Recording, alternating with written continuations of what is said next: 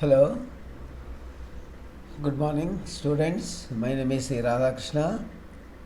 I am working as senior lecturer in chemistry at Government Polytechnic, Gadwal. On the completion of this period, you will be able to know the effects of air pollution on human beings, on plants, and on animals. Okay, so we'll see the pollution of different components, different pollutants, exactly, different pollutants, what effect they exert, different pollutants on human beings, what effect the different pollutants exert on the plants, and what kind of effect these different pollutants exert on the animals. How do they affect? We'll see. Okay. In this class, after the completion of this class, we'll be able to answer all these questions. You'll be learning all these. Okay. To recapitulate what you have done in the last class, let us see what is a pollutant. A pollutant is any substance that is in excess of its natural composition in the atmosphere or in the environment, and that affects the life forms or their properties in an adverse manner. Okay, so a pollutant is a substance which is released into the environment excessively, in excess than its natural composition, and it exerts a negative effect or it exerts a negative effect or toxic effect on the living organisms. Okay, state the causes of air pollution. The cause, say there are two types of causes of air pollution: the natural causes as well as the man-made causes.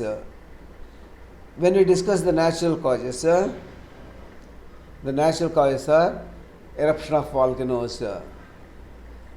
Volcanoes erupt to release enormous quantities of flue gases, enormous quantities of ash. They spew huge quantity of ash into the air, huge quantities of chemical gases. Also, the eruption of volcanoes also release hot molten magma, which is commonly called as lava. Okay, hot molten magma is also released into the surroundings. The ash released blocks the sunlight for months together, or sometimes depending upon the extent of eruption, intensity of the eruption. Sometimes it may block the sunlight in the surrounding radius for months or even years. Okay, it spoils all the surrounding water sources, pollutes everything around.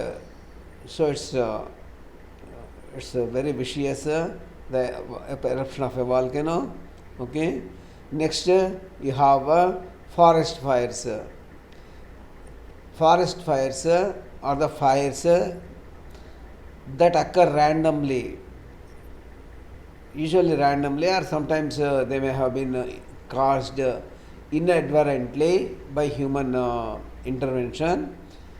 Okay, so these fires emanate in the forest and aided by the wind and other environmental atmospheric components, they rage and they spoil already very, very scarce forest cover.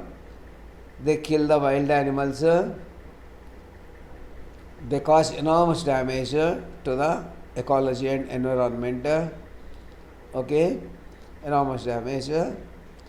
And the pollen grains also are also released into the environment for the sake of they are naturally released for the propagation of the plants. These pollen grains okay, for fertilization and further propagation of plant species. But these pollen grains, when inhaled by life forms, they cause nasal tract irritation and nasal problems. They cause respiratory problems, not only in the human beings, in other animals as well.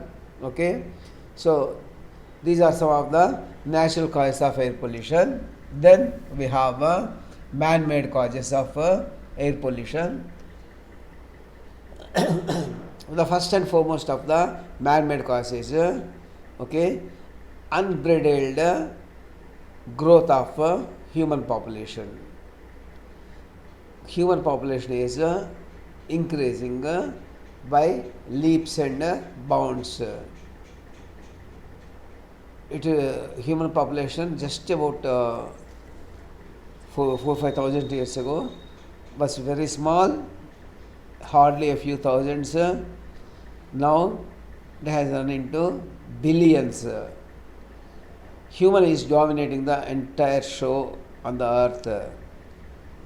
He is controlling the environment, he is controlling the ecology, human is making an artificial environment for his own life. At the cost of all other species, human population is increasing, and humans are unlike other animals which live in harmony with the nature. They live in the lap of nature. Humans, on the other hand, they have their own way of dwelling artificially. This requires a lot of resources and lots of industries.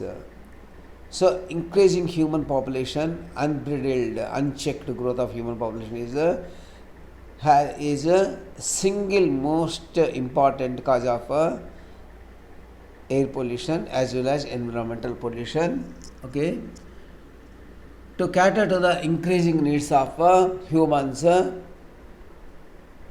this population, many things are being done on many fronts, and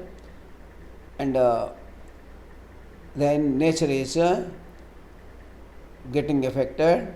Okay, so the growth of unchecked growth of human population or population explosion, human population explosion, is a primary reason for the air pollution. Okay, secondly, increasing industrialization. See, to produce, as the human population increases, there is an ever increasing demand for goods and services, ever increasing demand. Okay, so to produce these goods and services, to cater to the growing needs of growing human population, okay, industries have to be established. Industries have the scale of production and economy of production and cater to various needs of the whole entire population. So industrialization is an inevitable consequence of growing human population, to meet the demands of the growing human population, to meet the standard of living of human population. Okay, so increasing human population. So industries are inevitable. Industries, to establish industries, what those industries do is they produce various goods and services. Along with that, there is lots of chemicals, lots of smoke, lots of dust into the surrounding environment. See, for example, for the construction of our dwellings, cement is absolutely essential. You can't even imagine life without cement in modern life. Cement industry produces lots of dust. The workers who are working in cement industries, they die quite early because of inhaling of these cement particles. It produces lots of dust, apart from other gases and other liquid effluents. Okay, so industries release hell lot of chemicals into the environment. They pollute the environment a lot. industries pollute environment quite a lot. Okay, so but industrial expansion and establishment of industries necessary concomitant of increasing population. There is no second opinion about it. To meet the growing needs of population, industries will have to be established, and they will definitely create pollution. Actually, pollution from the industries can be controlled to a large extent, but governments of the day are not paying heed to this requirement. Okay. Next is vehicular emissions, vehicular pollution. Take any thickly populated city, either Delhi, Bombay, Chennai, Pune, Hyderabad, any city. Nearly 70% of the pollution that the population experiences is because of the vehicular emissions.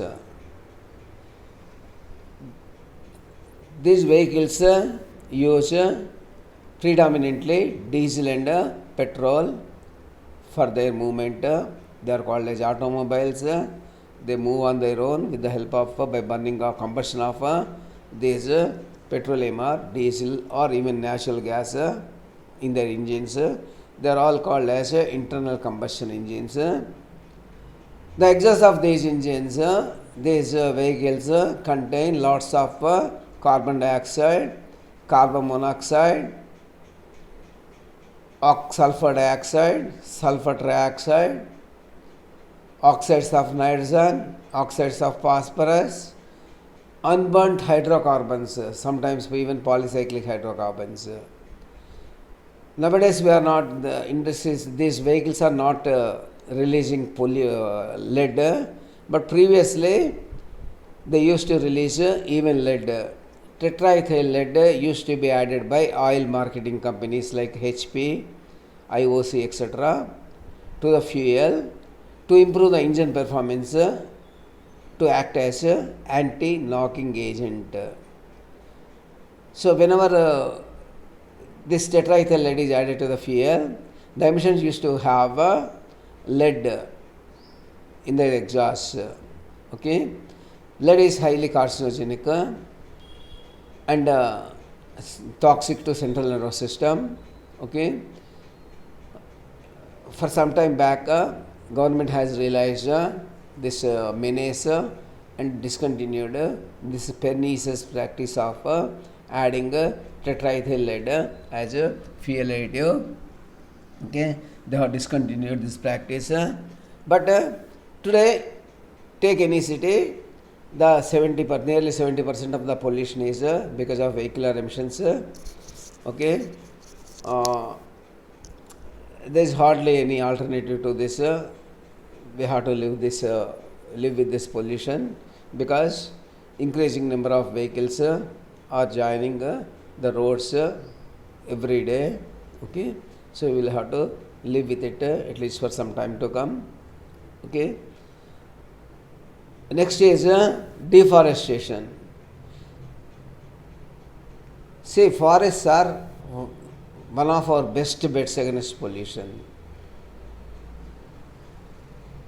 They act as sinks of carbon dioxide, that is, they absorb carbon dioxide and utilize this carbon dioxide to manufacture food for the entire life forms, livestock on earth, okay, by means of photosynthesis. And in this process, they liberate oxygen, they release oxygen into the environment, they replenish, they remove the chief pollutant carbon dioxide from the atmosphere or air, surrounding air, and release oxygen into the air. Okay, so that is how forests are doing a wonderful service to the living organisms. But because of our increasing population, there is ever increasing demand for more and more amenities, facilities, and more area is being brought under cultivation. More and more forests are being cleared for the laying of roads, for the laying of railway lines, for the laying of canals, for construction of dams, so many, so long and so forth. So for this process, valuable forests, forests are also can be called as lungs of the earth. They are being vanished. They are vanishing at the altar of our progress. It's a very sad commentary, but it's a fact. Every day, millions of hectares of forest, every year, millions of hectares of forest is being cut off to accommodate the increasing needs of bourgeoising population. Okay. So deforestation is having a direct effect on the environment. The carbon dioxide percentage in the environment is increasing. The incidence of floods is increasing. The topmost fertile layer is being washed away. Many things are happening. Okay, because of vanishing of or cutting of forests, because of deforestation. Okay. Next is agricultural activities. Say, to feed the increasing mouths, increasing population, farmers seek, governments encourage and farmers seek to produce more and more food from the same plot, from the same area of plot. Okay. For this, they adopt what governments thoroughly encourage and help subsidize the inputs, and farmers adopt what we call as intensive agriculture. The intensive agriculture means producing more and more food by the application of modern chemical fertilizers, modern chemical insecticides, herbicides, okay, insecticides, herbicides, herbicides, etc. See, these insecticides, herbicides, etc., they are sprayed onto the crops and plants. Much of it will be dispersed in the air, causing enormous pollution of the air with these chemicals. Okay. Next pollutant is radioactive pollution. Radioactive materials are the heavy metals, heavy elements above lead, that is atomic number 82. Above the lead, the elements are heavy, the nuclear very heavy, and the neutron proton ratio is a bit adverse there in these elements, and they try to restabilize themselves, attain stability, they lose. They try to adjust the neutron proton ratio by emitting certain rays into the surrounding environment spontaneously. It is a process that occurs spontaneously and continuously ever. That's called as radioactive radiation. They release three kinds of rays into the surrounding environment: alpha, beta, and gamma rays. Alpha and beta are ionizing rays, gamma rays are highly penetrating rays, and exposure to these rays will cause mutations. That is, a sudden change in the genetic material of the organism is called mutation, and these sudden changes in the genetic material are inherited, passed on to next generation and next generation, and also they are highly carcinogenic in nature. Okay, so radioactive materials are being used widely in the research, agricultural research, in the medical field for treatment and diagnostic purpose, as well as for the production of nuclear power. they can be used if we take safe practices, but the final disposal of these radioactive material waste, radioactive waste is very difficult.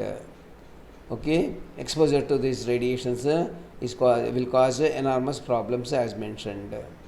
Okay, next is oil spills. Recently, just now, today we have seen the oil spill around in the marshes, around the marshes. The marshes people are saying that they can never recoup this oil spill disaster. Okay, what happens is when this oil is spilled into the ocean, okay, it spreads on the ocean as a layer and cuts off the air contact with the water. So dissolution of oxygen from the air into the water will stop. The dissolved oxygen will slowly decrease, endangering the survival of aquatic flora and fauna. These are some of the man-made causes of air pollution. Okay, what are aerosols? Aerosols are the solid and liquid particles of microscopic size which are dispersed in the air. Examples are dust, smoke, fog, mist, smog, etc. All these are examples of aerosols which contain microscopic particles of solid and liquid particles, microscopic solid and liquid particles dispersed in the air. These particles will not settle down on their own. Okay, they keep floating and hanging in the air just like that. Okay, for a long period of time. Okay. Effects of air pollution on human beings. See, here we will take each pollutant and try to see the effect of that constituent on the human beings. First we will see effects of pollution on human beings, next on plants, next on animals. Okay, so we will see the effect of each. And see, there are many pollutants in the air which are being released into the air. Each pollutant will have its own effect on the life forms. So let us the plan is the idea is to learn the effect of each of these pollutants, okay, on the life forms. First we will start with the human beings. Let us try to evaluate or see the effects of different pollutants on the human beings. First let us see the effect of the oxides of sulfur. Where do these oxides of sulfur come from? Oxides of sulfur come from the burning of fossil fuels like coal, petrol, diesel, kerosene, naphtha, etc. apart from the naturally occurring wood. Burning of even wood also releases lots of tons of sulfur dioxide. Okay, but mainly there it is coming from, okay, apart from wood, it's mainly coming from burning of fossil fuels like coal and petroleum products.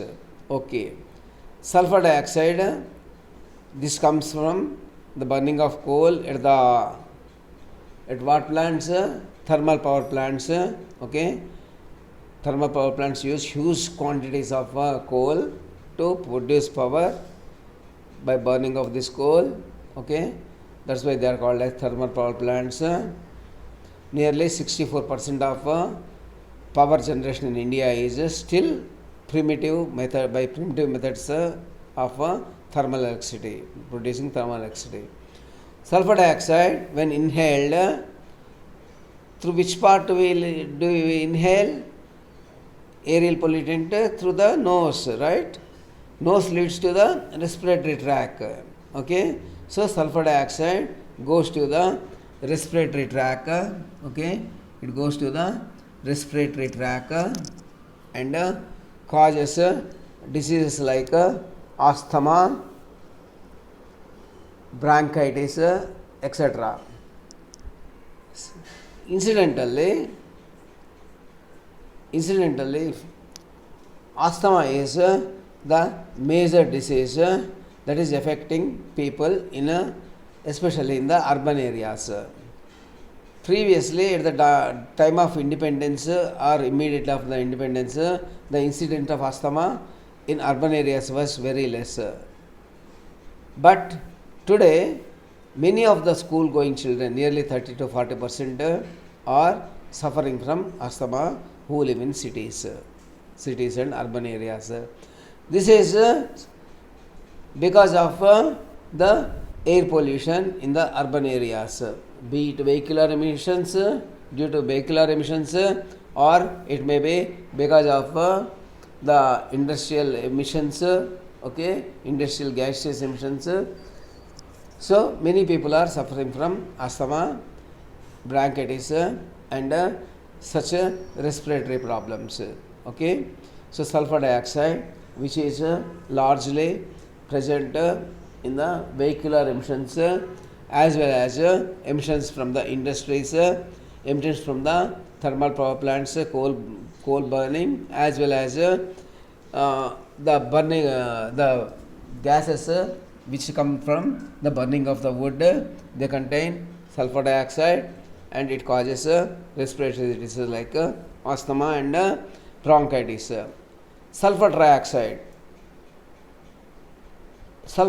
causes irritation to the respiratory tract, allergic reactions, and consequent it also leads to asthma.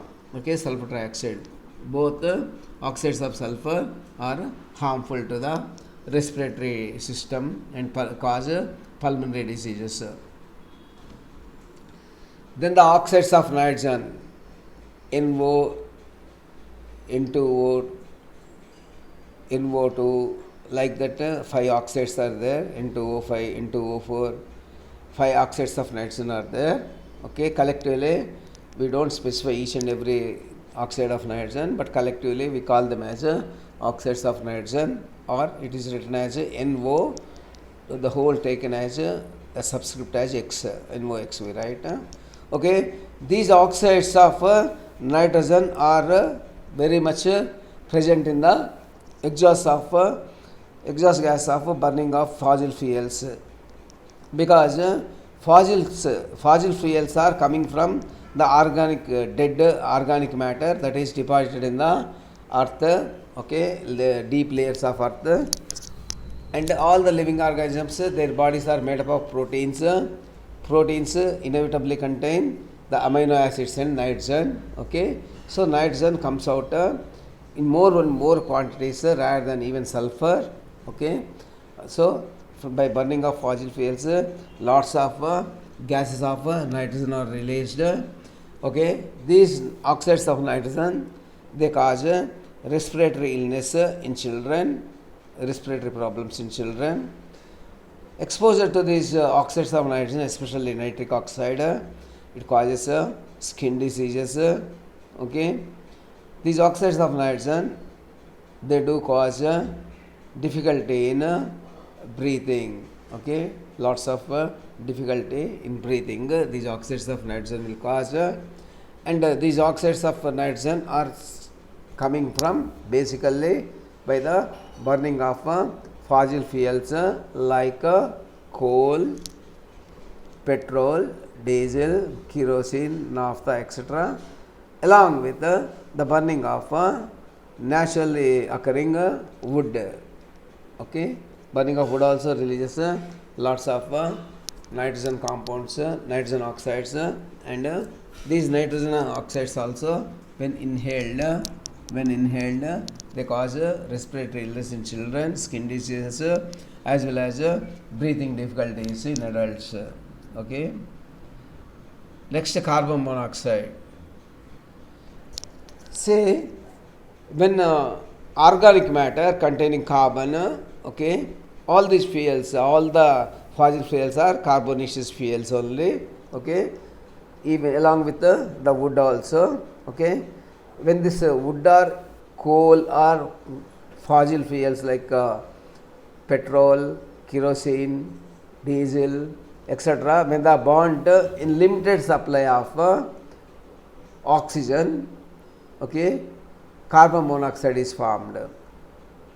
If the fuels are burnt in adequate supply or abundant supply of air, because of higher oxygen content, carbon dioxide is formed, CO2 is formed.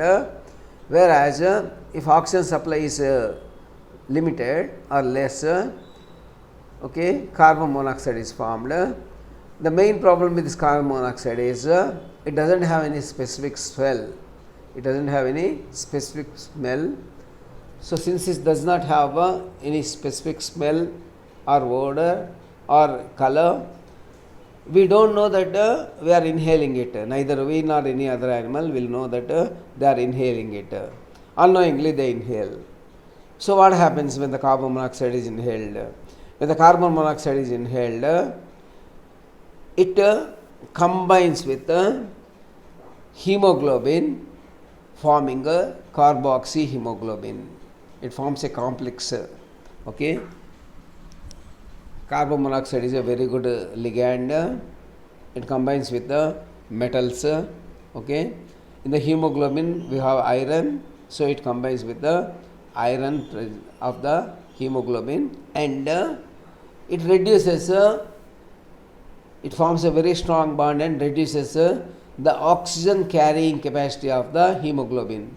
The primary role of hemoglobin in blood is to carry oxygen from lungs to various body parts and bring back carbon dioxide produced in the cellular respiration back to the lungs for the purpose of exhaling it and discharging it.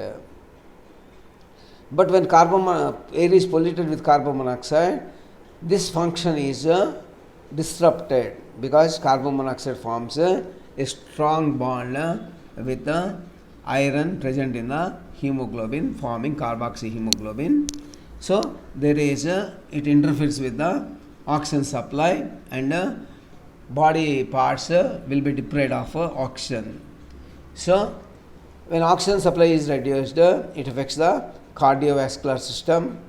Okay, blood supplied to the heart muscles will be affected, blood supply to the brain, every part will be affected.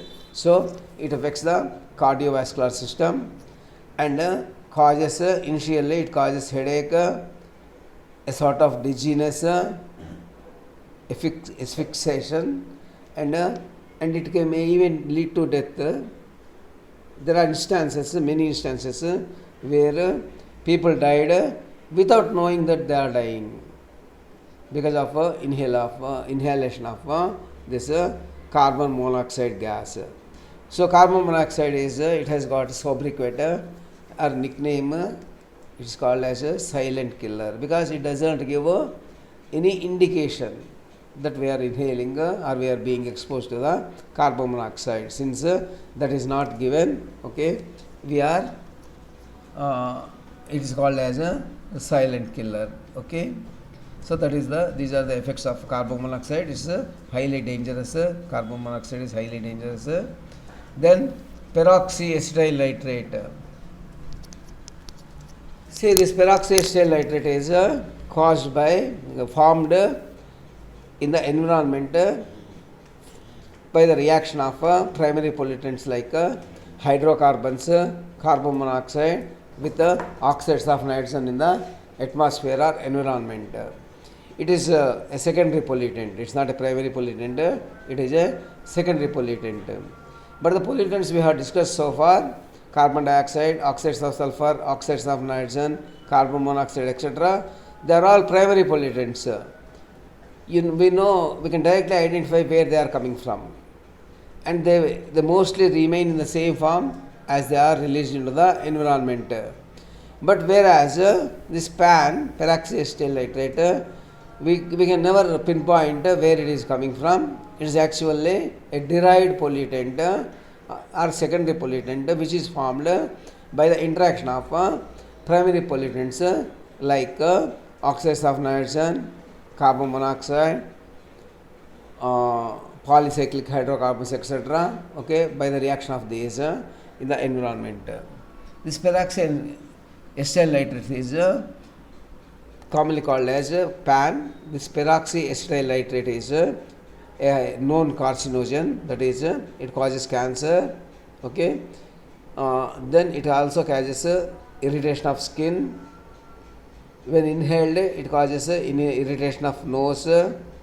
Sometimes we take air via through mouth also. Sometimes you can see people sleeping with the mouth open. They are respiring through mouth as well, you can see. Okay, so when they inhale through mouth, the throat will be affected, and this peroxyacetyl nitrate will cause irritation of eyes also. So besides being carcinogenic, a known carcinogen, it also causes irritation of skin, irritation of nose, irritation of throat, and irritation of eyes. Okay, so this is basically a second derived pollutant, not a direct pollutant, but it is formed by the reaction of primary pollutants in nature. Okay, it is also a very harmful pollutant. Okay, ultraviolet rays. Ultraviolet rays, when we are exposed to them, they cause skin cancer, cataract, etc. Okay, they also can cause mutations. Ozone. See, ozone has a great role to play to save mankind, life forms at the stratosphere. Okay, in the stratosphere, this ozone layer acts as a filter. It filters ultraviolet radiation of sun rays. Okay, ultraviolet component of solar radiation, and prevents ultraviolet rays to enter the Earth's atmosphere, and reduces the bad effects of ultraviolet rays at a stratospheric level. But at the ground level, if ozone is there in the atmospheric level, okay, in the troposphere, the ozone causes, it's a pollutant, acts as a pollutant. It causes irritation of throat and nose. Ozone is regularly formed, okay, at the ground level also. Next, hydrogen sulfide. Hydrogen sulfide, it has got a very nasty smell, rotten smell. You must have studied at the school level, in the school science. It smells rotten eggs, and it causes odor nuisance as well as sense of smell fatigue. Okay, and hydrogen fluoride. Hydrogen fluoride is a gas again, which is released from the industries, not from the vehicular emissions, but from the industries. Hydrogen fluoride is released into the air. This hydrogen fluoride, fluorine has got a lot of affinity for calcium. Okay, what are the body parts, our body parts that contain calcium? Bone, teeth, right? Bone and teeth. So this hydrogen fluoride, when inhaled, when taken into the body, okay, it causes, it deteriorates the bone, weakens the teeth, and it also causes respiratory irritation, respiratory diseases, pulmonary diseases. Hydrogen fluoride. Okay, lead. Lead affects the brain development in children. Okay, brain development in children. It is a known carcinogen. Lead is also a known carcinogen, and it affects the central nervous system. Lead and its compounds, salts, they affect the central nervous system. Okay. Next, asbestos and cement. These are also released from the cement industries and asbestos industries. Okay. These asbestos, they have got tiny fibers. When inhaled, these tiny fibers will go and get stuck in the nasal tract as well as in the lungs. When they get stuck, lots of problems will arise around them. Okay, so This process is called as silicosis. The dust that is coming from the cement and these minute microscopic asbestos fibers, okay, they cause the problem called as silicosis. Okay, coal powder also causes black lung disease for the workers working in the coal mines, like our own Singareni coal mines. Okay, the coal dust or coal powder causes black lung disease. Okay, it causes black lung disease. Particulates and aerosols. Okay, aerosols are particulates, they contain particles. Okay, these particulates and aerosols, they are carcinogenic in nature, they cause cancer. The radioactive substances, if the air is polluted with the radioactive substances, they cause because they emit alpha, beta and gamma radiations, okay, they cause genetic mutations, genetic diseases, which will be passed on from one generation to another generation, and also they cause cancer. Exposure to radioactive radiations will cause cancer as well. These are the pollution effects on the human beings. And let us see the effects of air pollution on animals. Fluorine. Fluorine causes lameness. Lameness means inability to walk properly. That's called lameness. Kuntitanamu. Lameness in animals. Okay, fluorine causes lameness, loss of weight. Fluorine causes lameness and loss of weight. Fluorides affect teeth and bones. Fluorides will affect teeth and bones. Yeah, naturally fluorosis they cause. Okay, because fluorine has a lot of affinity for calcium present in the bone and teeth. It will remove the calcium from bones and teeth, weakening them a lot. Okay, lead. Lead in animals, when animals are exposed to lead, it causes loss of appetite in animals and diarrhea. Loss of appetite and diarrhea. It causes loss of appetite and diarrhea. Fluorine. Fluorine causes lameness, loss of weight. Lead causes diarrhea. Okay. Arsenic. Arsenic is highly toxic. It's a heavy element. Arsenic and its salts, arsenic, bismuth, etc. They cause a lot of salivation. Due to salivation, they lose the valuable enzymes as well as the liquid water, and lot of water dehydration the animals suffer from because of this excessive salivation. It leads to thirst in the farm animals. It also causes liver necrosis. Necrosis means dying of many of the cells in an area is called necrosis. Okay, it leads to liver necrosis, that is dying of liver cells and ultimate malfunctioning of the liver. Inflammation and damage to central nervous system. Arsenic also causes inflammation and damage to the central nervous system. Fluorides also cause necrosis. Okay, fluorides also cause necrosis. Effects of air pollution on plants. Okay, on plants what happens? Sulfur dioxide causes intervenial chlorosis.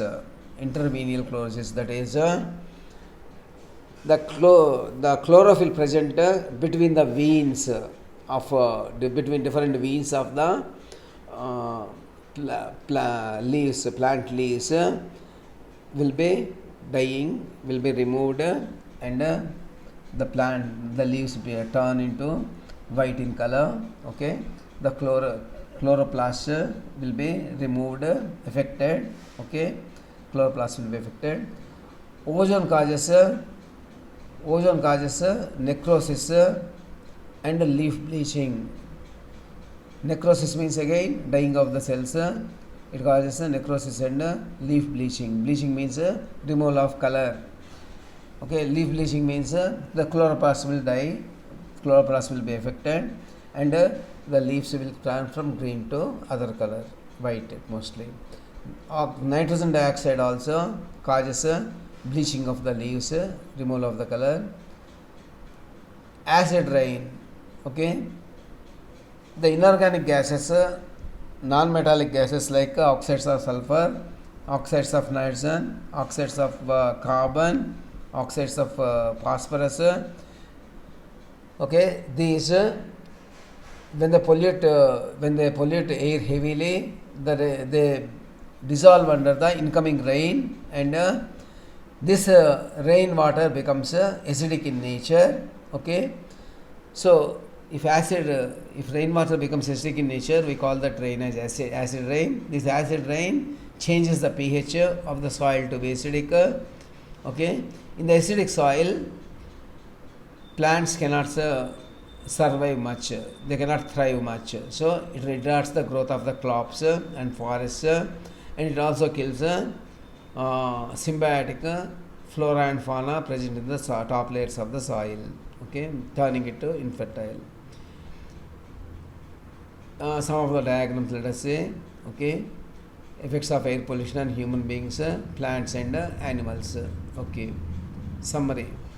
What have we studied? We have studied the effects of air pollution on human beings, plants and animals. Let's try to solve a few questions so that we can see how far we have understood.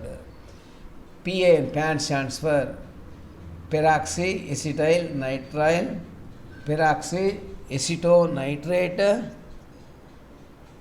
peroxyacetyl nitrate, para-amino nitrate. We have seen that PAN stands for peroxyacetyl nitrate. Okay, peroxyacetyl, C is the answer. It is a secondary pollutant. Okay, SO2 causes, sulfur dioxide causes leaf bleaching, necrosis, intervenial chlorosis, reduced fruit production. It causes intervenial chlorosis in leaves. We have studied sulfur dioxide causes intervenial chlorosis in the leaves. Which of the following pollutants reduces oxygen supply to body parts?